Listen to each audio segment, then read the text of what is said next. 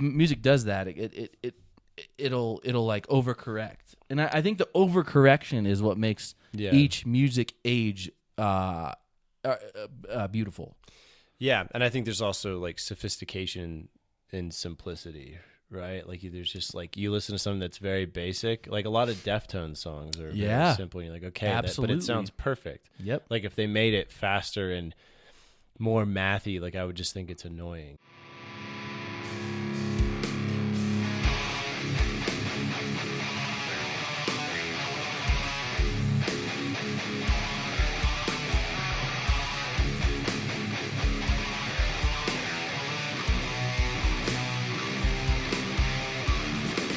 Do you hear yourself? You see the waves? I do see the waves. We're fucking live, dude. Yep, we are. I see all the red. We're fucking here again. Ooh, And we just keep coming back.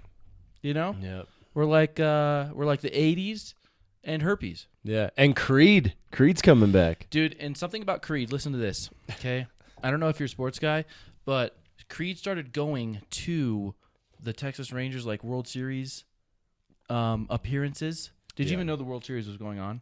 I just saw it. I didn't until I started checking out Creed. Yeah. So they started going to the Texas Rangers games, and ever since they started going, they won the World Series. Really? Creed has power. Dude, people were singing it.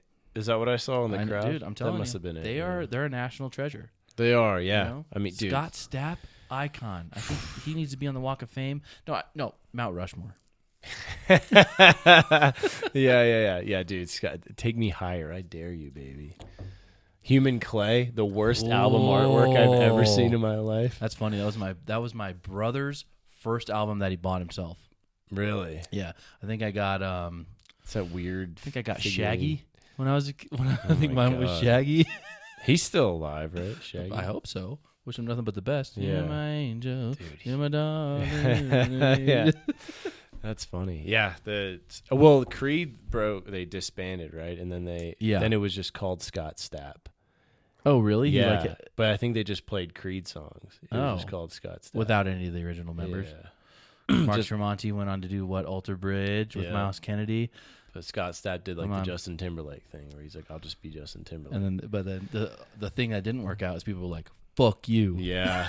Justin Timberlake was like, hey man, people like me. Scott Stapp was like, fuck this guy. They're like, and don't even try to start acting. I just feel like he hit it at the wrong time when we were all just sick of like, dude, I don't want to hear another Nickelback song. I don't want to hear another fucking this song. You know, after every word. All these vowels are fucking annoying. And he really leaned into it. He kind of like, also I remember years ago, this is like kind of messed up, but he said he was like going to kill himself, but he ended up, confiding in, it was either T-Pain or T.I., and he's like, yeah, he really just like talked me off the ledge, and and that's why I'm alive today. And they interviewed whoever that artist was, and they were like, I don't even fucking know that guy.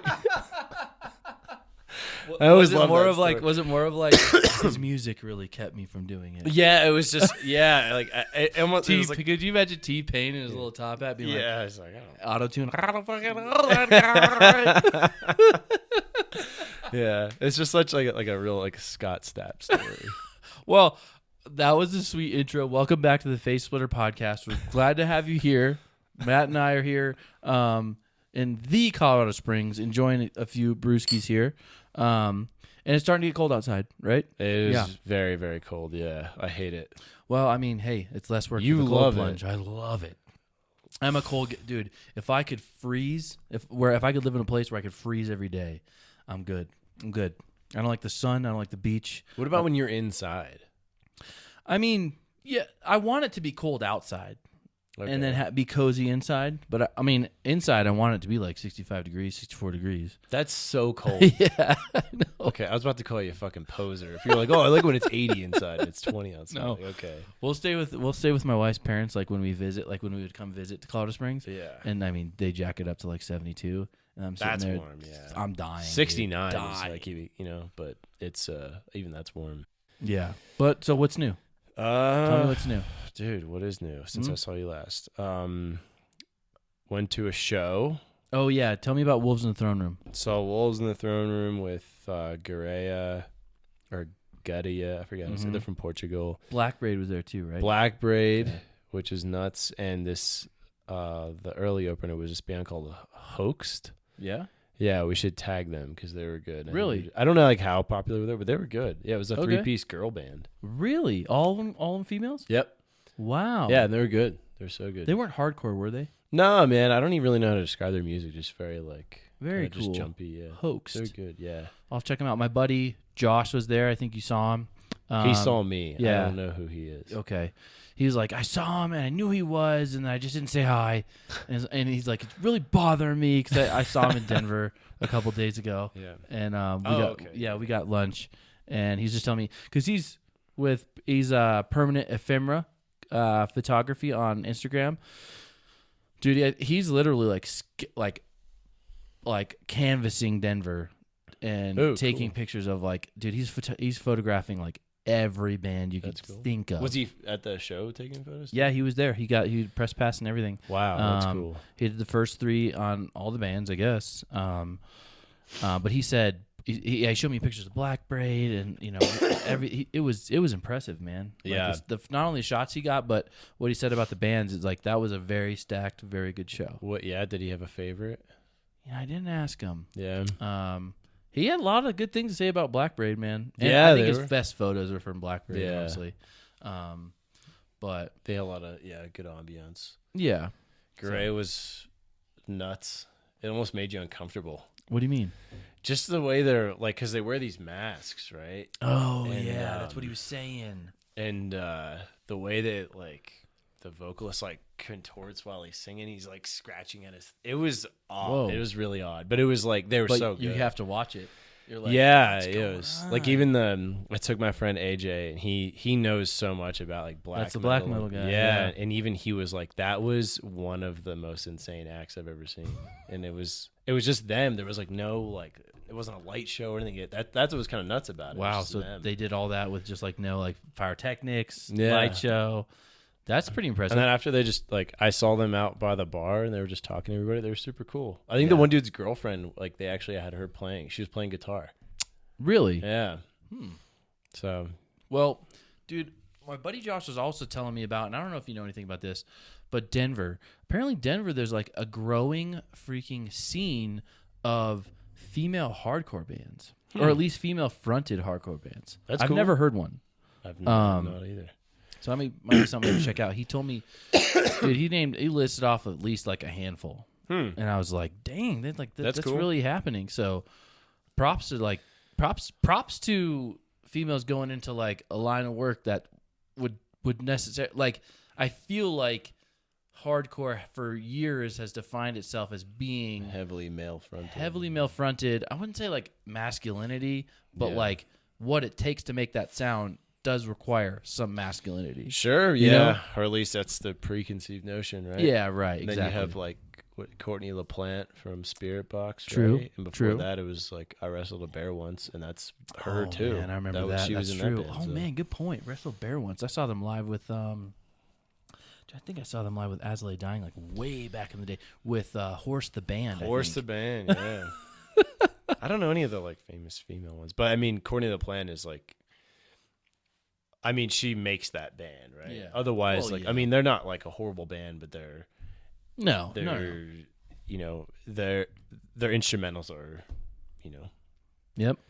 pretty basic in a sense, But which I think is what they're trying to do. I think it makes her vocals stand out better. yeah, in terms of music, I think we live in a day and age where it has become so complicated and so complex, or some genres and some bands, it has become so complex. Like you listen to, I remember even like 7-10 years ago, Beneath the Massacre, where it's just like like tech, just like it's almost hard to listen to all like Origin, things like that. That like it's gotten so complex that I think a lot of bands are actually comfortable taking a step back. And lo-fi,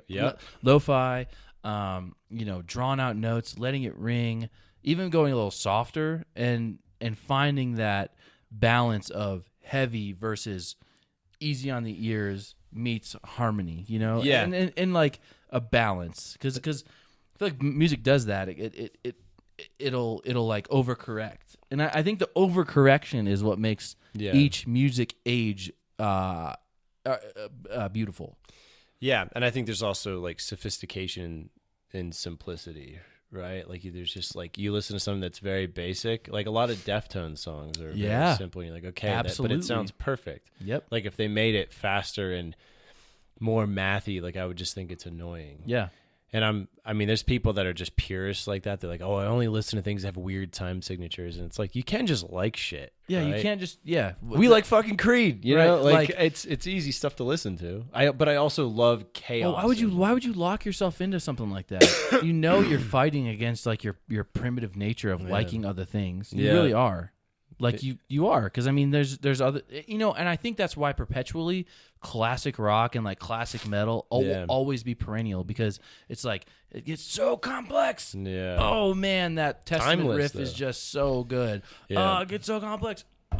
Sabbath, Bloody Sabbath is just the best song ever written. Yeah. Like I feel like overcomplication is now rewarding things that were very simple in the past. Yeah, and I think what you're saying earlier about back in the day when you listened to like Beneath the Massacre, we had less access to that kind of music because the only way for us to get a bunch of that was either to go to the store to get it or use LimeWire or something. Whereas and then we sacrifice your parents. Yeah, exactly. So like when you did get to hear it, it was so extreme. Whereas now I could like pull up my phone and we could listen to that for like 5 hours. I was listening to Slam Chord when I was working out today, and I was just like, wow, this is a lot, and I could just get it. Yeah. It's just it just have access to it. Like literally, I see people walking across my street as I'm working out in my garage, and this dude's just like, yep. This is happening here. It is, yeah. It's just here you go. So you kind of like you get desensitized to it, and then you're like, all right, it is. That's true. The desensitization.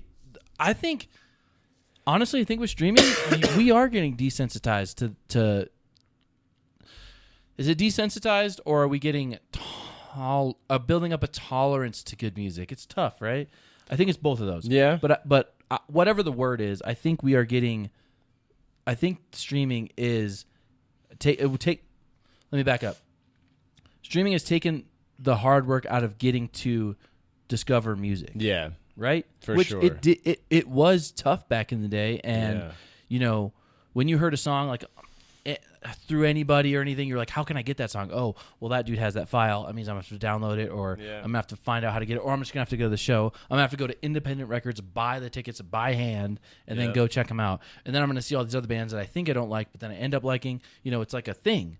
Yeah. Whereas like now when we buy a show for a ticket, or we buy a ticket for a show, and I see bands and I don't even know who they are. Yeah. I can do like research, which is good and bad. Maybe I should hear them live at the show. I don't know. And it's always when you see them live, that's kind of is the hook, right? That's how I always am. I listen to them like this is good, but then most of the time I see them like, okay, now I like really get what they're trying to do, and I feel like you don't get that unless you put the effort to go see them. And like that part of it will never change. No. Like even when bands do the whole like like during COVID we're gonna do live shows. Yeah. Cool. It still doesn't. It's not the same. It's not that like you don't get to smell someone's asshole on you while you're at the show and like the gross beer and like, you know what I'm saying? The beer, asshole, bo, dandruff mix, getting your teeth knocked out. Unrivaled. Exactly. Unrivaled.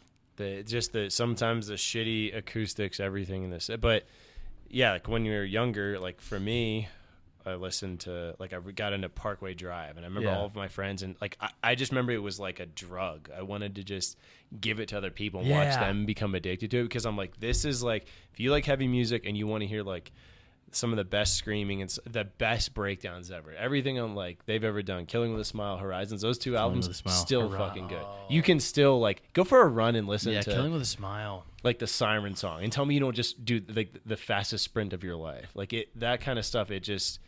Yeah, Horizons with Boneyards, right? Boneyards, yeah. Oh, my God. And I remember, like, being at work, showing that to one of my buddies, and I just messaged him on Facebook to talk about this the other day, because that album is now, like, 30 years old.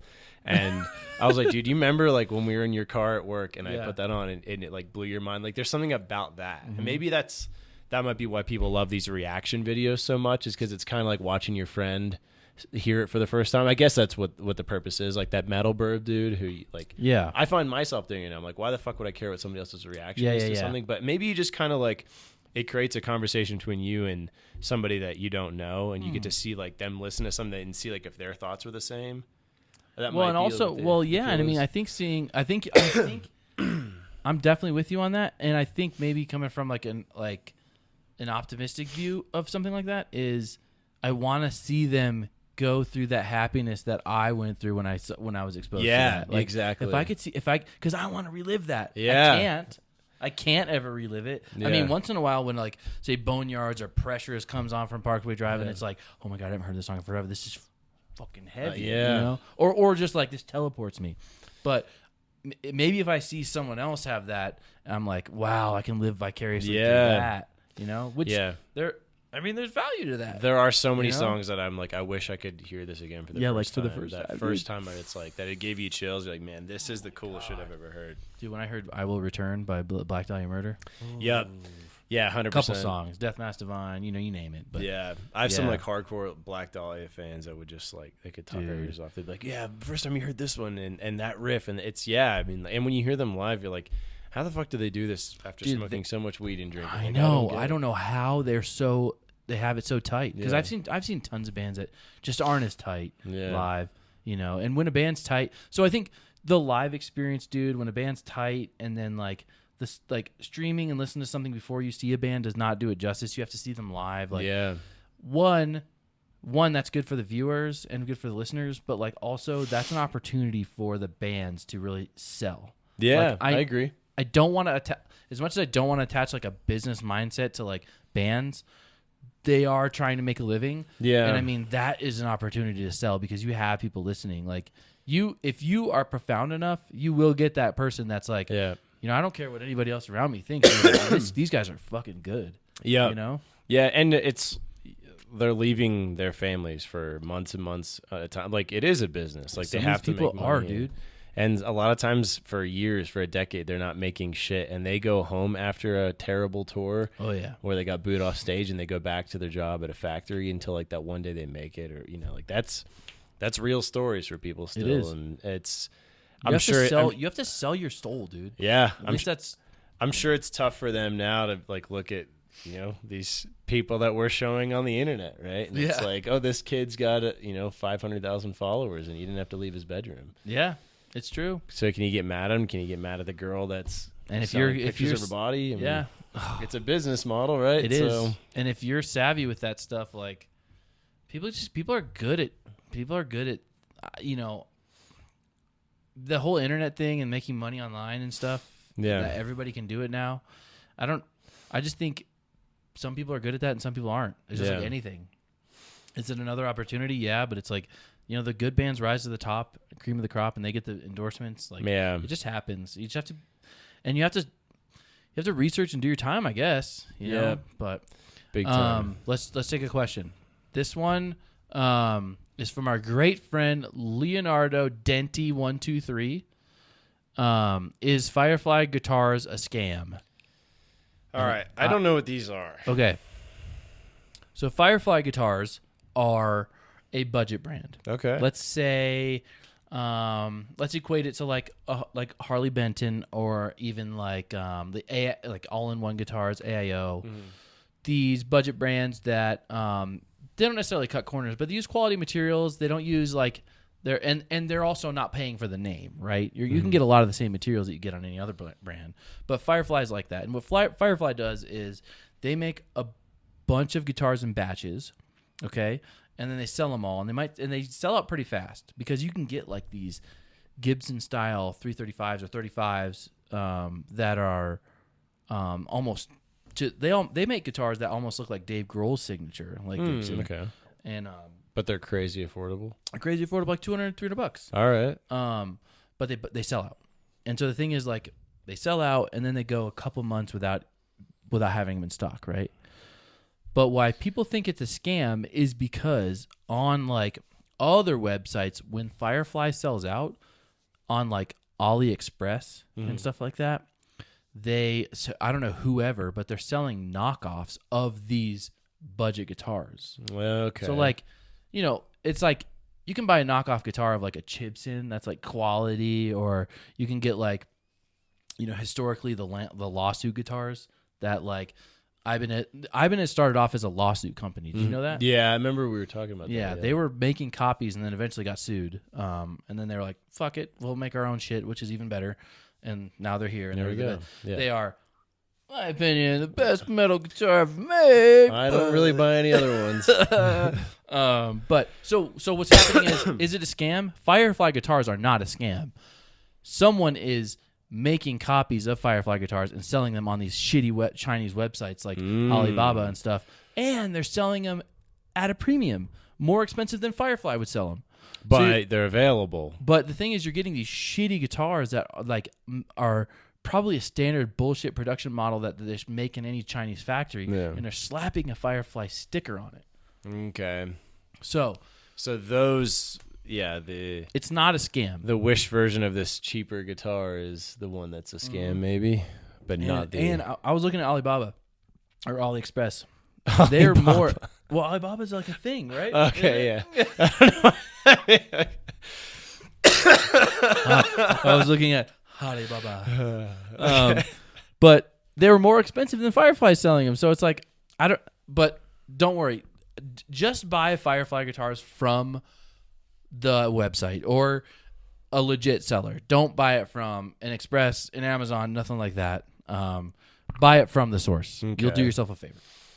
I need to look into this. Yeah, they're not a scam, but they're great guitars. I've seen a bunch of people review them, and they look, I'm definitely someone that has come into. There's guitars you can buy at less amount of money that are just as quality as some of the name brands. I truly believe that. Yeah. Are they harder to find? Absolutely, because of QC and stuff like that. Yeah. But I definitely think it's possible because I have a few and. They're I play my Harley Benton more than any guitar just because I think it was set up right, it was built right. Yeah. I happened to get a good one, and I think and that is a great guitar. But I also think that selfishly I hope that because these budget guitars will become more popularized, that maybe it'll drive down the price of these other crazy expensive ones too. Like a $5,000 guitar, you're like, what the fuck is really in this thing? $5,000. Like, that's an insane amount of money for an instrument, in my opinion. But maybe if John Petrucci himself was here, he'd be like, hey, this is why it's $5,000. I'd be like, oh, okay, yeah, please tell awesome. me, John. Yeah, tell me what. God. Here you go, dude. Well, dude, I think it's time that we need to feature some people. Yeah. All right, because I'm tired of talking about guitars and getting ripped off and being poor. So yeah. So let's pull up. Welcome to our segment. This is what we call shredders and riffmeisters, or shredmeisters, riffers, you name it. We're gonna feature some guitarists around the whole Instagram guitar world. Feature them, give them some street cred. Yeah, give them a little exposure. Make them famous, and eventually they can, pay my mortgage. Yep. So, let's see. We got saved here. I know Matt put a few of these Johnnies in today. Let's start with some riffers. What do you say? Some riffmeisters. This is your big riff guy. Your bread and butter, right? Yeah. All right, let's check this guy out. I've seen this guy a couple times. Yeah, he's pretty popular. He's got a bunch of manas. This is Dan McNally. He has one of those $5,000 guitars. Yeah, he has. He's always playing something nice. His filming is always great too. Yeah. I was wondering if he's got a camera on wheels or if someone's doing it for him. Well, there's I don't know him, but that what is his name? Yao or Zhao, the dude that does a bunch of covers, very popular. He has like a Caesar guitar. Yeah. He has a whole video about the effects he uses to make it look like someone's filming him and stuff. Is it a certain he has a certain just certain settings you can do with your frame rate where I forget what it's called, but it makes it look like you're panning out the whole time. Yeah, You're not going anywhere. Oh wow. And then, so it's like 2 minutes of that, and it's still you're in the same position. Still in the same Very position. interesting effect, but just stuff like that. All right, let's check this guy out. I think it's Dan McNally. Let's turn the volume up so we can hear this. His mouth is open, so you know it's gonna. So you know it's gonna hit. Yeah. You know you're gonna die in that pit. Yeah. Here we go. Oh.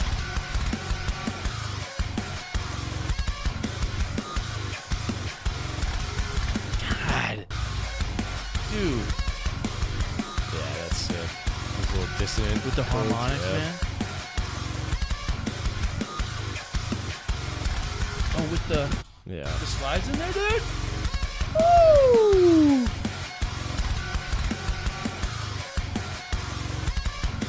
Dude. Oh There yeah. it is.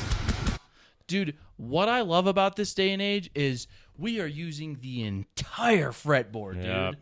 God Yeah, what's that damn. saying? I bought all the frets. I'm gonna use them or something. Holy shit. Yep. Damn. Obviously 7-string. Yeah. Yeah. Almost looks like a kind of looks like a PRS I knockoff. believe that is a mayonnaise. Is it the Regius or Regius? Have you played a mayonnaise before? Never. I've never even seen one in person. Yeah, in real life. Is it an online order online direct Yeah. distribute? Kind of I thing? don't even. I mean, you could look online. Like they have like dealers and stuff, but they're a Polish company. Really? Mm-hmm. Damn. They are. I mean, they make. I stopped looking at them because I'm like, well, I'll never get one, yeah. and I feel like it just kind of like ruins. It's probably what porn does to like relationships. It's like I look at this, I'm like, and I look at my shitty guitar, but I have like great guitars. You know what I mean? Like, my guitars are. You don't want to go down that road. Yeah, You're you know like, what I mean? I fucking hate what I have. Yeah. But yeah, these things are, and he just makes like the lighting he has in the room makes that like matte finish reflect more. I mean, it has an Evertune Oh in it. yeah, it is Fucking matte thing's finish, insane, dude. and it probably With the weighs chrome like top. as much as this can. You know, it's just they make them lighter and lighter, and They do. Well, that was Dan McNally. That was phenomenal. That was like literally, dude, probably yeah, super very good riff. cool. I love those. I mean, that's like a very currents invent animate era kind of metalcore Yeah. riff. So Speaking of metalcore, dude, I was listening to God Forbid the other day. oh my Remember God goodness, Forbid, yeah. man? They had the black vocalist with the dreads. Yep. Yeah, I remember them. Dude, they just came up. I don't know how, but they Dude, they came were up, and I was so like, good. "Oh my!" Dude, I was instantly teleported to like 10th grade. Yeah, And I was like, "Whoa!" yeah, That shit they started coming out in like early 2000s, man. yeah, dude, they were so good. Yeah, Wow. it was like them and I remember like At the Gates to me is like kind of like when things started going that direction, Yeah. and then you're like, okay, God forbid, then like Kill Switch. Kill and- Switch, yeah. That was God forbid, then Kill Switch, yeah. Yeah, you Well, make because that At the leap. Gates was a good little like segue from like it was. I'd say death metal. I mean, Black Dahlia Murder's credits At the Gates is like being one of their biggest influence. So Yeah. like, you know, it's like what do you. And the Black Dahlia Murder were weird at one point because they were like death metal, but also Yeah. messing around with like I wouldn't say metalcore, but like the scene. Yeah. So it's like, but then I think they just went straight up death metal. They're like, we're not gonna be pussies. fuck We're gonna this. keep Yeah, doing fuck our this. thing. Yeah. Stirring seas of salted blood, dude. Yeah. You know? All right, let's check this guy out. This is Morgan. Morgan. I'm gonna let's see. THMS. Morgan THMS. Morgan Thumbs. Yep. But let's check this guy out. He oh yeah, here we go. His looks like a mayonnaise too. It is a mayonnaise. Is it Jeez. mayonnaise? Same model. Oh yeah, too. look at the headstock. I know. But that's a 6-string. I can't tell from here. Here we go. Ooh, baby. Oh no, it's not. Dude, I respect it. Playing harmonics like within your riff, dude, Yeah. is another level of respect for sure. And also harmonizing, like Yeah. Because you That have part, to stick yeah. to a certain key or at least a certain yeah, mode because like Certain- yeah, those same harmonics mode. only fit. Granted, depends on what you're doing, but yeah. generally are only going to fit in a certain set of notes. But like, there's people that just understand modes better Yeah. than others when they're making riffs, and they know how to make the harmonics work. the harmonics fit. Whereas yeah. like then you hear people who don't know that, and they're just kind of thrown in there like, okay, that sounds like shit. And there's also like so much like the effects that you can put on those to make them sound better. Oh, absolutely. Like delay, he doesn't reverb, sound like he actually has. Yeah, he doesn't really have a lot of shit going on here. doesn't seem like it. And this still sounds good. And I love that right there. Well, he's definitely harmonized. Yeah. You can hear his multiple guitars. So Yeah, that sounds so good. it does. You know what's cool about the guitar is that I like this type of multi-scale. It's it tends to level out and be less fanned by Fanned higher at the- frets. So, yeah. So like for someone like me who just doesn't a ton of leads, Yeah. like that would be ideal. Whereas but you still get the tension benefits of like having multi-scale. Yeah. Because I mean, up at the top, at the lower frets, you're not going to really notice it all that much. You might have to turn your wrist a little bit, but like, Yeah. I would choose it to be more fanned up at the headstock than down Sure. the Then middle, and know? it's not a. I mean, it's not a baritone guitar, so no. it doesn't feel like you're reaching. It's not like one of those Ormsby frets, which is like Yeah, and you're it's like fucking playing obnoxious. like this up here. Yeah. and you're fucking like this down here, dude. And like a guitar like that's more affordable. I'm always like very skeptical that it's like, everything's calibrated true. right. It's like, or did somebody just like, okay, it looks good, but it plays like S. Yeah, these seem to be all in the direction that we want to go. Looks like a fan. I don't know. All right, let's check out some shredders. My favorite, and these come via Matt. I'm gonna play this one. This one's actually from me from the other day. Yeah. This dude, I want to say this guy is. I think he works with Jackson. I'm not sure. That's an Ibanez, isn't it? But I think it is. But this guy is like string skipping master, and I mean he just like uses he spreads his fingers like super across the fretboard and stuff. But And his head used to be bigger. I guess. and his head used to be big. Yeah. Yeah. Let's see. Here we go.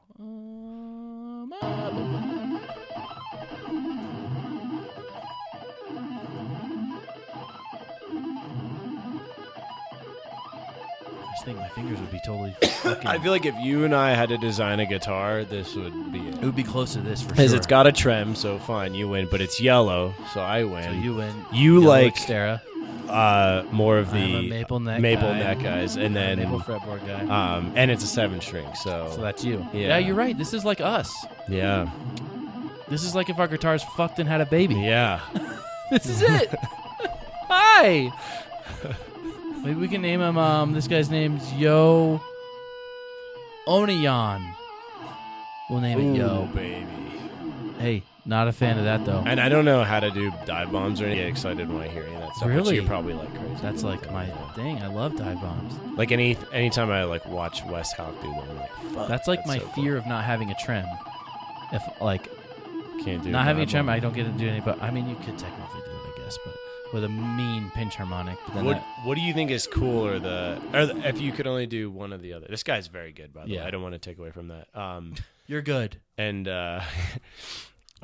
would you rather be able to do the fluttering effect or be able to do a dive bomb? Dive bomb. Oh, Dive bomb. really? Okay. Yeah, hands down. Okay. It's just something I use way more. If I could get to using flutters better, and like, because you kind of have to be. You're talking like flutters where you like pull off the whammy bar and stuff. Kind of have to be good at muting the strings, because the thing is, like, you flutter, it's still gonna flutter all of the strings, even if you're plucking a note. So it's like you have to kind of be good at like when to use it, how to use it, and you have to have a really stable trem. So that Brandon Ellis cat, he's got it figured out, man. Because you technically have to mute the other strings, and it's just like anything. When you're playing a string that involves all of the other strings, you have to mute. Yeah. And generally the rule of thumb is you're going to mute all the strings that are below the string that you're using with your left hand, and you're going to mute all the strings that are above the string that you're using with your right. And you're fucking playing too. And you're also playing. When he plays like that Nightbringer solo, Yeah, dude. which you covered one time. It I sounded did really cover. good. I didn't cover it as well as he could play, but it's tough. I mean, you got to have a responsive guitar, and you have to be really good. It's like a mix of both. Yeah, and him playing that live, you're like, I can't believe this is not. Dude, he plays. Have you Tracked. seen? I think it's What a Horrible Night to Have a Curse. So he covers it. Obviously, it's done by John back in the day, but like he covers it and puts his own spin on it. Want to say that's the one where, dude, he's like fluttering it the whole time. Yeah. Because it's just so easy for him. He's like, how can I spice this up? There isn't a single solo that like he plays that he didn't write that I'm like, oh, he plays it worse than like Ryan. Yeah. That's just He's how a it talented is. guy. I mean, I think he's one of those guys that's like an artisan. He Yeah. tries really hard, or like he practices with intent. Yep. He makes sure that like he plays things clearly. He makes sure he can play things without even looking. Yeah. Like, Oh yeah. Did you ever watch him play in any of his videos? He just doesn't look, at it. and- He is like the product of the 10,000 hour rule. Yeah, Right. Like yeah. 10,000 hours to master something, and he's your guy. he's about as good as they get. He is very, very talented. In terms of like technique and proficiency, for Yep. sure. yeah, he's incredible. All right, I see a bunch of Kiesels here. So Or at this least is couple. that dude in the middle is, I think he's also in this video, Okay. and I think Oh, we've this is played the him. this is the before. double one. Yeah, this is yeah. Oh, I see. Okay, so this is Justin Hombach. I think that's And- him. Fern plants. fern plants. Dude, this looks like some, I wouldn't say amateur stuff, but it looks like some natty stuff here. Yeah.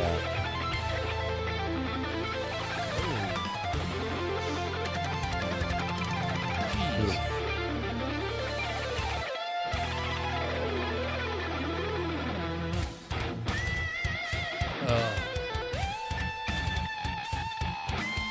Dude, come on. I can't get enough of just like... Yes. It's just...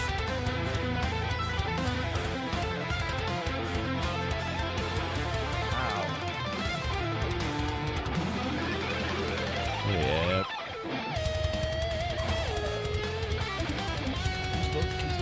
I can't tell what his is. Usually Kiesel says it, right? Above the fretboard at the high notes. He's got the bare knuckle style. Yeah. I know a lot of brands are making that like cover, but multi-scale, not crazy.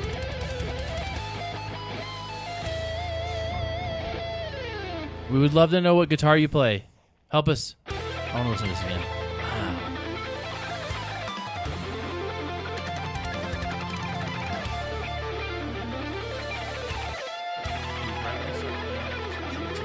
Yeah. I hit that note right here. Oh. Ooh.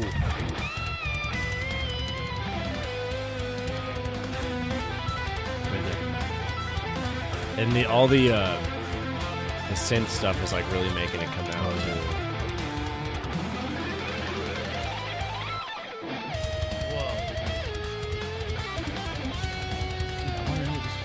Beautiful. Let me look at the hashtags. One says Jackson. Oh, yeah. Or no, it's Ibanez. Is it? Ibanez. Germany.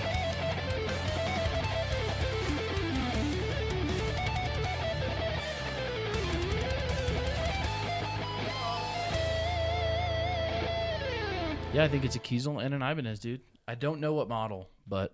This is not the same guy that is in the video. No. I was wrong. Damn, dude, they're just getting too good. Yep. I think I'm just going to quit. Yep. I'll sell all these. How much do you want? Huh? Yeah, the next episode is just an auction. Yeah, next episode. Solid What do you have? What do you have? What do you have? What do you have? What do you have? All right, dude. Well, that's our shredders and riffers, man. Perfect. All right. Yeah, I think we had a good showcase. I think we had a good showcase. Yeah. Yeah. So hey guys, make sure you check us out at Phase Splitter Pod on Instagram, TikTok. We got Matt. I'm at Matthew Monty. And I am at Nick Axe Guitar. But also make sure you check out make sure you subscribe to the YouTube channel, because then you'll know when our beautiful faces come up and you'll get notified and all that crap. But also the Axe has a newsletter you need to check out. I'll put the link in the video here. We're gonna start featuring you guys via newsletter with interviews and then a bunch of deals and discounts. So, but I think that's it. Yeah. Yeah. I think we All did right. a good job today. We love you guys. Goodbye. Cheers.